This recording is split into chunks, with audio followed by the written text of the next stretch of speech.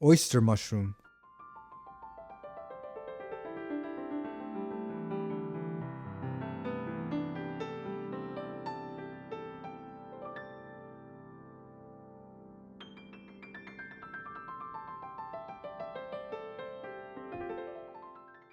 So here's the root of the oyster mushroom, and I want to use my paring knife and work around that root to separate all the caps.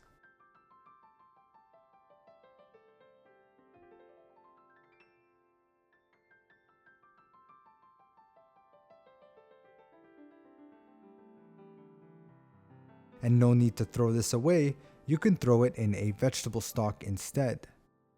With each cap, you can easily tear them gently, separating them into these beautiful segments.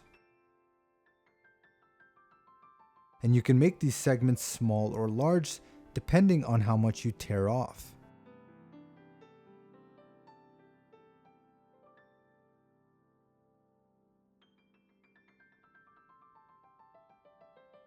And that's how you break down an oyster mushroom.